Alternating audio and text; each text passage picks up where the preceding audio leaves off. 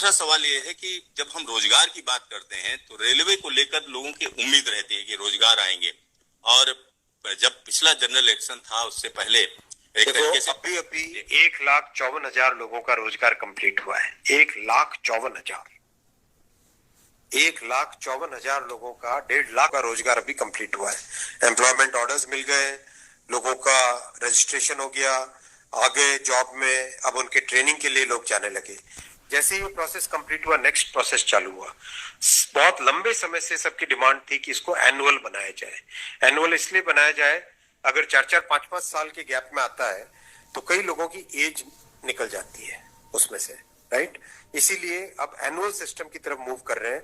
जनवरी में, अप्रैल में, जून में और अक्टूबर में, ये चार बड़े चंक है, एएलपी, टेक्निकल, नॉन टेक्निकल और ग्रुप लेवल 1, ये जो 4 बड़ी कैटेगरीज हैं, इन 4 बड़ी कैटेगरीज का साल में 4 हिस्से किए गए हैं कि जनवरी में स्टार्ट करें एक जो एएलपी का, दूसरा टेक्निकल स्टार्ट करें अप्रैल में, नॉन टेक्निकल स्टार्ट करें जून में और अक्टूबर में स्टार्ट करें लेवल 1, और ये साइकिल चलती रहे। इस प्रोसेस पे सारे के सारे कैंडिडेट्स की डिमांड लंबे टाइम से रही है कि 4-4 साल का जो फेज होता है, 5 साल का फेज होता है, कई लोग एज बार हो जाते हैं उसमें। एक हर साल आपको अपॉर्चुनिटी मिलती रहेगी तो सबको अपॉर्चुनिटी मिलेगी।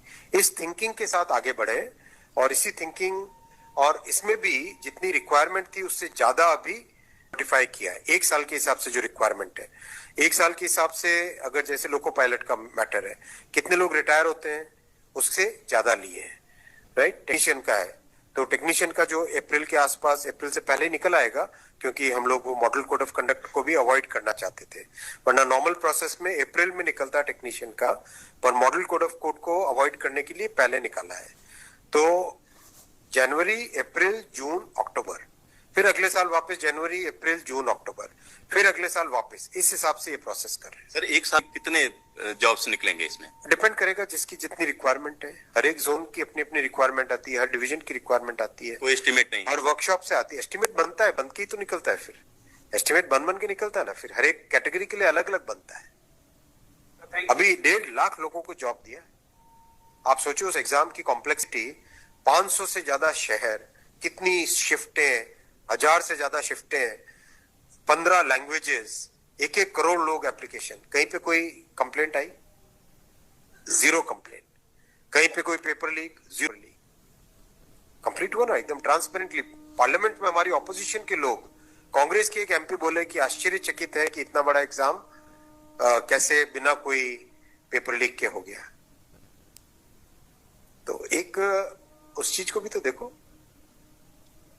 Thank you sir.